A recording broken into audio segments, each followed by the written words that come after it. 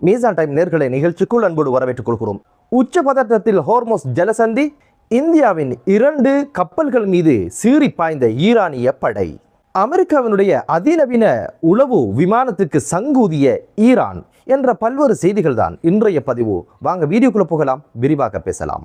இந்தியாவுக்கு மிகப்பெரிய ஒரு அதிர்ச்சியான செய்தி தான் இந்தியாவினுடைய 2 கப்பல் மீது ஈரானுடைய கடற்படையினர் தாக்குதல் நடத்திய சம்பவம் பதிவாகி இருந்தது. அமெரிக்காவை நம்பி அடிவாங்கிய சங்கதி எப்படி பதிவாகிருக்கு அப்படின்னு கேட்டீங்கன்னா, ஒமானினுடைய வடகிழக்கு 20 கடல் மைல் தூரத்தில் இந்தியாவினுடைய 2 எண்ணெய் கப்பல்கள் சத்தம் இல்லாம நகர்ந்து கொண்டிருக்கிற இந்த சூழல்ல ஈரானுடைய கடற்படையினர் முற்றுகையிட்டு சரமாரியாக துப்பாக்கிச்சூடு நடத்தி இடைமறித்த சம்பவம் பதிவாகி இருந்தது. உடனடியாக மேற்கொண்டு பயணித்தா சங்கு ஊதிருவாங்க அப்படின்ற அச்சத்துல உடனடியாக குறித்த கப்பல் 2 தனது பாதையை மாற்றி மீண்டும் சரணடைந்த சம்பவம் தான் பதிவாகி இருந்தது. மேலும் 4 கப்பல்கள் மடக்கி பிடிக்கப்பட்ட சம்பவமும் பதிவாகி இருந்தது. அமெரிக்க தனது கட்டுப்பாட்டுக்கு கீழே ஹோர்முஸ் ஜலசந்தியை வைத்திருப்பதாக சொன்னாலும் கூட ஈரானுடைய கட்டுப்பாட்டில் தான் அது இருக்குது அப்படின்ற ஒரு விஷயத்தை தான் இந்த ஒரு சம்பவம் படம் பிடிச்சு காட்டியிருக்கு. அமெரிக்காவுடைய கட்டுப்பாட்டில் இருந்ததுனால சத்தம் இல்லாம கடற்பயணத்தை மேற்கொண்டரலாம் அப்படின்னு தான் இந்தியாவினுடைய இந்த குறித்த கப்பல்கள் பயணமாக இருக்கு. ஆனா ஹோர்முஸ் ஜலசந்தியுடைய ஆதிக்கமும் அதனுடைய கட்டுப்பாடும் எமது கரங்களில் இருக்குது, இதுக்கு மேலே யாரை சத்தம் போட்டா சிக்கலாகும் அப்படின்ற மாதிரி தான் இப்போது அதிரடியாக ஒமானுடைய கடல் பரப்பு வரைக்கும் சென்று இந்த குறித்த கப்பல்கள் மீது தாக்குதல் நடத்தி வழிமறுத்தி எந்த இடத்துல நின்றீங்களோ அந்த இடத்துல சத்தம் இல்லாமல் போய் உட்காருங்க அப்படின்ற மாதிரி அடிபணியை வச்சிருக்கிறாங்க ஈரானுடைய கடற்படை வீரர்கள். இந்த ஒரு விடயம் இப்போது சர்வதேச அரங்கில் மிகப்பெரிய ஒரு பேசுபொருளாகவும் மிகப்பெரிய ஒரு அச்ச சூழலும் உருவாக்கி இருக்கு. மீண்டும் ஒரு யுத்தம் தொடங்குவதற்கான வழி பிறக்குமா அப்படின்னு பல்வேறு கேள்விகளை இது எழுப்பியிருக்கு. உத்தியோகபூர்வமாக ஈரான் ஹோர்முஸ் ஜலசந்தி திறக்கப்படுது அப்படின்னு சொன்னதுக்கு பிற்பாடு எதற்காக இந்த தாக்குதல் நடத்தப்பட்டது அப்படின்னு ஒரு கேள்வி உங்களுக்குள்ள இருக்கும். இந்த கதை எங்க தொடங்குது அப்படின்னு கேட்டீங்கன்னா, அதிரடியாக ஹோர்முஸ் ஜலசந்தி மீண்டும் ஈரானுடைய கட்டுப்பாட்டுக்குள்ள வந்தாச்சு, மீண்டும் அது மூடப்படுது, அதுக்கான மூடு விழாவை கொண்டாடிட்டோம் அப்படின்ற ஒரு அதிரடியான அறிவிப்பை ஹாத்தமுல் அம்பியா படைப்பிரிவுடைய தலைமையகம் அதிரடியாக வெளியிட்டது மிகப்பெரிய ஒரு பரபரப்பை ஏற்படுத்தியிருக்கு. இதற்கு பிறகு ஈரானுடைய ஆயுத படைகளுடைய கண்காணிப்புக்கு கீழே தான் ஹோர்முஸ் ஜலசந்தி இருக்கும் அப்படின்ற ஒரு விஷயத்தையும் அவங்க விட்டு. ஈரானுடைய உச்ச தலைவர் முஜ்தபா அல் ஹாமினி அவங்களோட அறிக்கையில் என்ன சொன்னாங்க அப்படின்னு கேட்டீங்கன்னா, இப்போது ஹோர்முஸ் ஜலசந்தி ஒரு சமன்பாட்டுக்குள்ள வந்தாச்சு, இது நிலையாக இருக்கும் ஒரு சமன்பாடு, இதுக்கு மேல எந்த ஒரு விட்டு கொடுப்பும் செய்ய முடியாது அப்படின்ற ஒரு அதிரடியான அறிவிப்பை விட்டுட்டாங்க.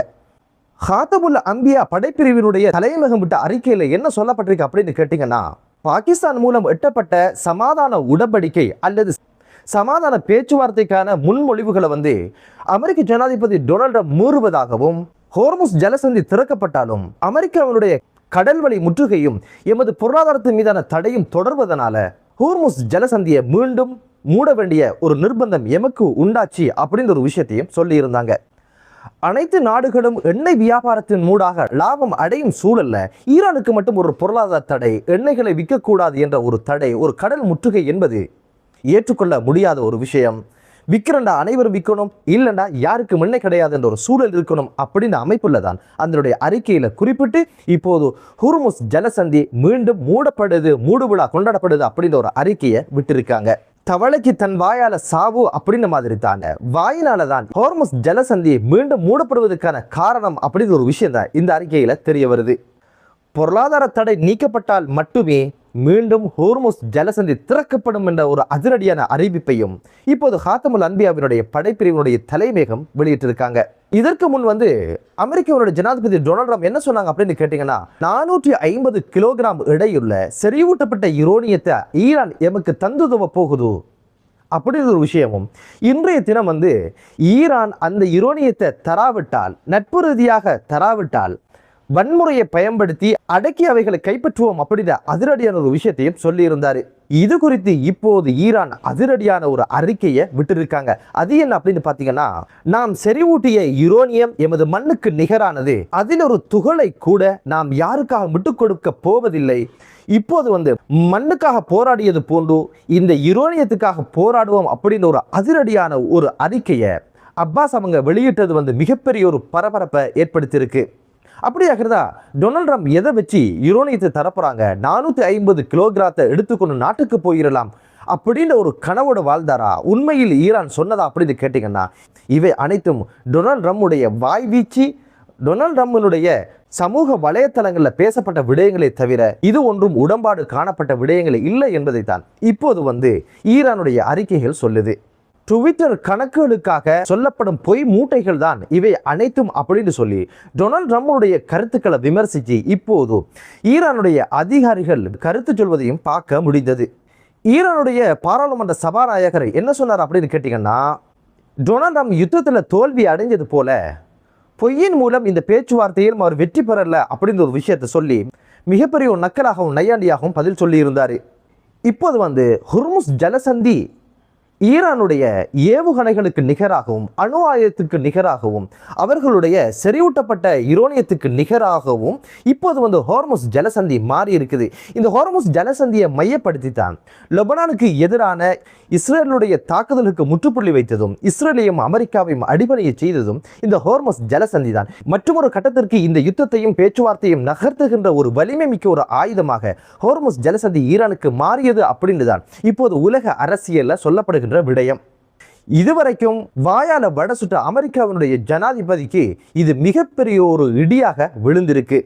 காரணம் என்ன அப்படின்னு பார்த்தீங்கன்னா, யுத்தத்தில் தோல்வியுற்றத்தை மறைச்சி தனது வாயால சமூக வலைத்தளங்களை தன்னை ஒரு வீரனாகவும் ஈரானை அடிபடையை செய்ததாகவும் யுரேனியத்தை எல்லாம் தந்துதவ போறாங்க அப்படின்னு சொல்லி தமது நிபந்தனைகளை ஏற்றுக்கொண்டாங்க அப்படின்னு சொல்லி பல்வேறு விஷயங்களை பேச ஆரம்பித்தவருக்கு இப்போது உண்மையாகவும் யதார்த்தமாகவும் ஹோர்முஸ் ஜலசந்தி எமது ஆதிக்கத்துக்கு கீழே இருக்கு, அமெரிக்காவோட கட்டுப்பாட்டுக்குள்ள இது இல்லை அப்படின்ற வகையில தான் அமெரிக்காவை நம்பி தமது கட்டுப்பாட்டை மீறி பயணிச்ச இந்தியாவோட கப்பல் மீது தாக்குதல் நடத்தி எமது கட்டுப்பாட்டுக்குள்ள இது இருக்கு, அமெரிக்காவை நம்பி யாராவது கால் வச்சா மண் குதிரையை நம்பிய கதையாகத்தான் மாறும் அப்படின்ற ஒரு விஷயத்தை தான் இப்போது ஈரான் அதிரடியாக சொல்லி இருக்கு.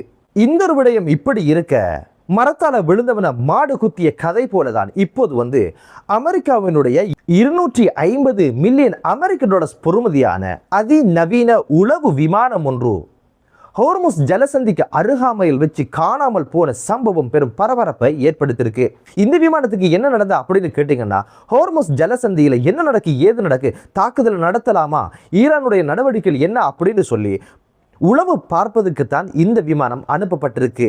ஹோர்முஸ் ஜலசந்திக்கு அருகாமையில் வச்சுதான் அதிரடியாக இதனுடைய பாதை மாற்றப்பட்டதாகவும் அவசர குறியீடான 7700 அப்படின்னு ஒரு தகவலை அனுப்பி வச்சுட்டு ராடாருடைய கவனிப்பில் இருந்து மாயமாக இருக்கு.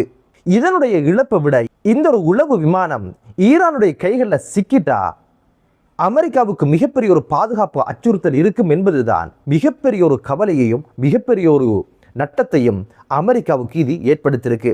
F-35 என்று சொல்லப்படுகின்ற அமெரிக்க போர் விமானத்தை விட பொறுமதியானது.